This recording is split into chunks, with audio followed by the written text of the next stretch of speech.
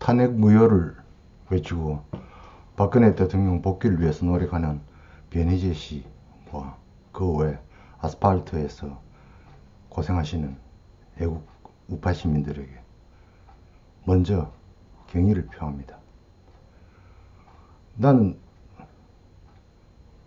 변희재 씨가 그리고 백모 이런 분들이 탄핵 무효와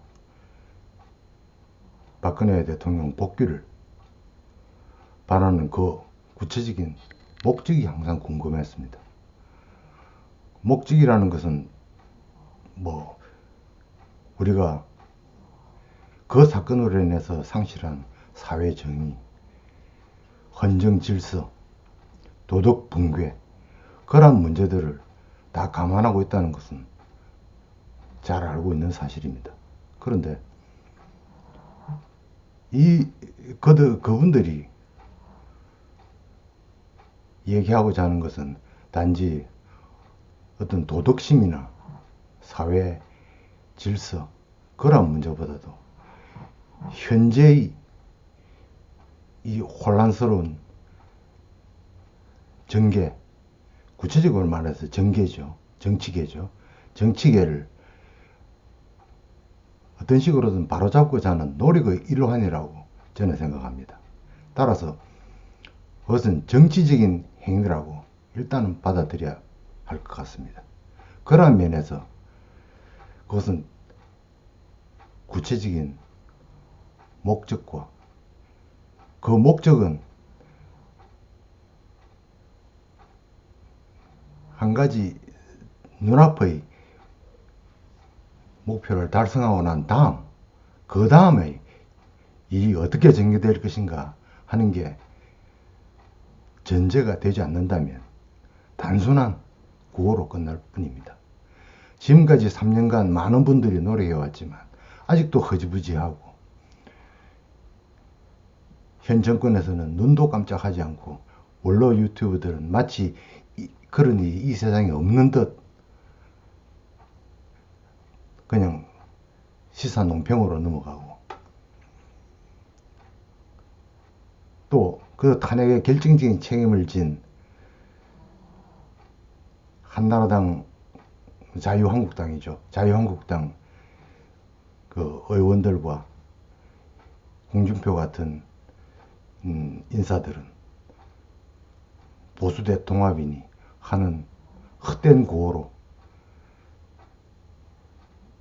현 정권의 무능에 대한 대가를 그냥 공짜로 얻고 싶어 합니다. 며칠 전 변희재 씨 입에서 처음으로 박근혜 대통령을 수반으로 하는 혁명정부 수립이라는 말을 듣고 나는 다시 한번 그 문제를 생각하게 되었습니다. 그렇게 하기 위해서는 먼저 박근혜 대통령이 입을 열어야 합니다. 그분은 지금 3년간 아무 얘기가 없습니다. 그분이 자신을 지지하며 자신의 석방을 간절하게 바라는 많은 사람들이 애타는 희망을 모를 리가 없습니다. 그럼에도 불구하고 그분은 입을 다물고 있습니다. 왜 그럴까요?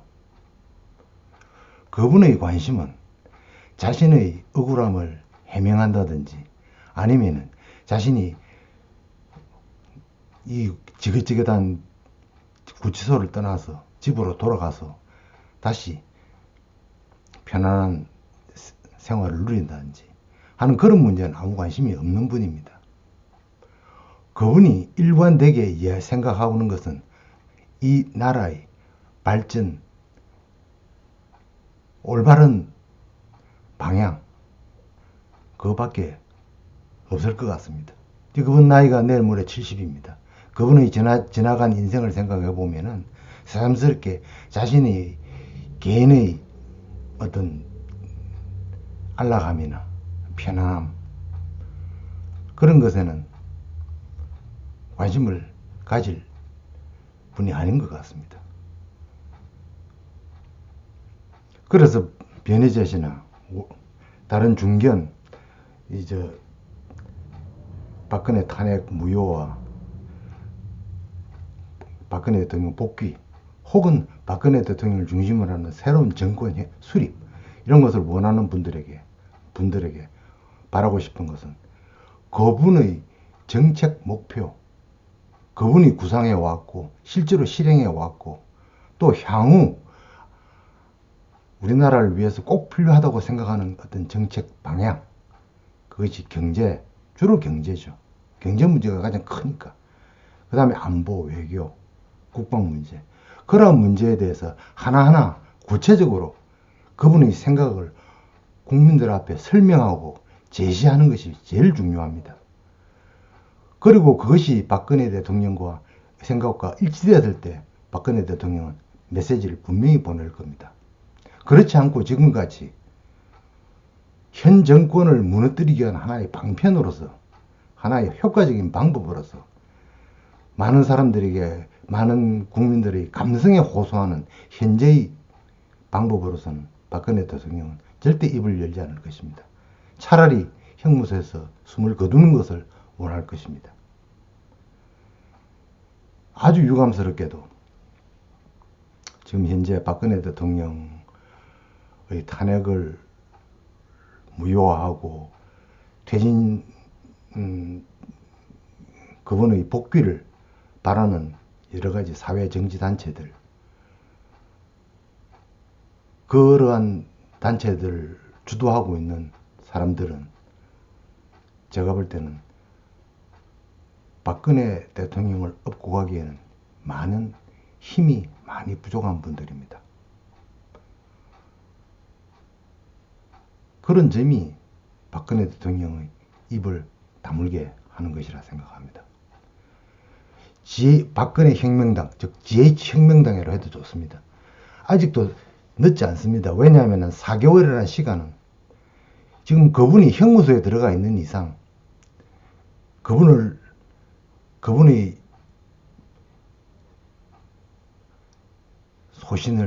소신을 따르는 사람들이 결집을 해서 구체적인 그분의 정견과 국정 방향을 하나하나 국민들에게 설명하고 공약으로 제시하고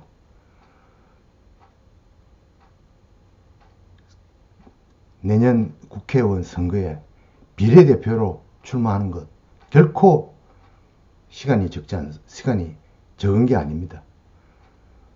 단지 문제는 사람들입니다. 현재와 같이 서로 물고 뜯고 아주 사소한 문제로, 이 사소한 문제라는 게 예를 들어서 무슨 학력 위조, 경력 위조, 아스팔트에서 뛰는 사람들에 대한 상호 비방, 그런 것에 몰두하면서 무슨 큰 대의를 찾을 수 있겠습니까? 학력 위조, 경력 위조, 표절, 이런 문제가 중요하지 않다는 게 아닙니다. 그거는 반드시 중요한 문제죠. 그렇지만 그것에 앞서가는 같은 우파로서의 대의를 위한 상호, 보완, 그렇죠. 보완이라 해야 되겠죠.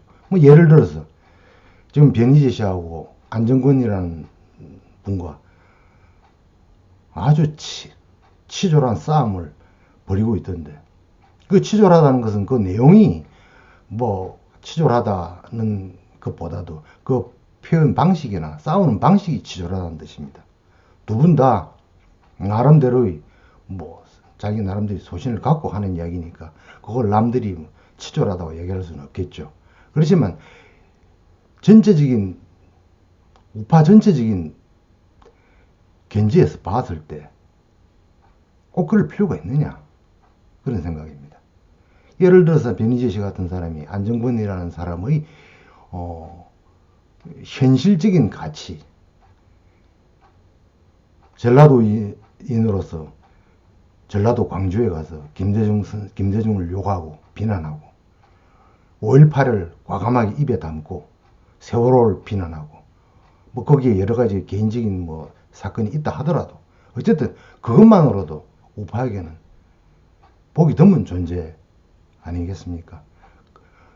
그런 현실적인 가치를 변희재 씨가 인정을 하고 개인적으로 그 안중근 씨에게 우리는 당신에 대해서 이러이러한 사실을 알고 있다. 이 사실은 좌파도 알 것이고 당신이 만약에 각광을 받는 순간 좌파들은 각광이라는 건 다른 것이 아니고 정치적인 영향을 줄 수 있는 효율적인 어떤 위치에 섰을 때 좌파들은 사정없이 당신을 공격할 거다.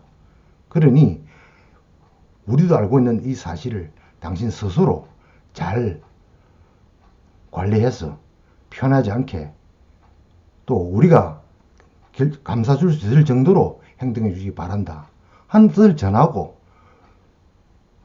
그분과 같이 그분의 행동을 그냥 그분의 방식대로 흘러가도록 내버려 두는 것도 상당히 좋은 방법일 겁니다.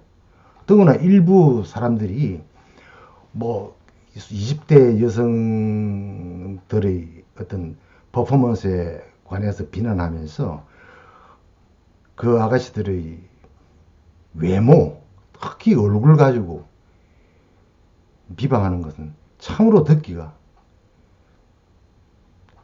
정말 듣기 힘듭니다. 그런 짓은 하지 말았으면 좋겠습니다. 20대의 아가씨들이 과거에 잘못을 하면 얼마나 잘못을 많이 했을 것이며 또 정치의 식견이 깊으면 얼마나 깊겠습니까? 단지 그들이 가진 끼를 우파 운동을 위해서 마음껏 펴보이겠다고 하는데 거기에 대해서 외모를 가지고 따지고 과거를 따지고 뭐 그 정치 식견이 뭐 주체적인 식견이 있다는 둥 없다는 둥 그런 얘기는 아무 필요 없는 이야기고 또 솔직히 남자로서 할 만한 얘기가 못 됩니다. 이런 말씀을 드리는 것은 다시 한번 강조하지만 박근혜 대통령의 탄핵 문제를 감성으로서만 해결하는 것은 그분을 따르는 많은 아스팔트 시민들 그분들의 정성어리 마음으로 충분합니다. 적어도 우파로서의 리더로서의 역할을 하려 그러면 더구나 구체적인 어떤 정치적 목적을 달성하기 위해서는 그분의 국가를 위한 정책, 소견, 소신 어느 한 것을 하나하나 구체적으로 밝히며 공약으로 내세우며 그분을 위해 충분한 자리를 남겨두고 어떤 정치적 조직화를 하든지 아니면은 지금과 같은 현 정권 반대 투쟁을 계속하든지 해야 할 것입니다. 그렇지 않으면은 이것은 좌파의 감성팔이 국민들이 익히 알고 이제 지치다시피 한 그 감성팔이 노름에 더도 덜도 아닌 게 됩니다.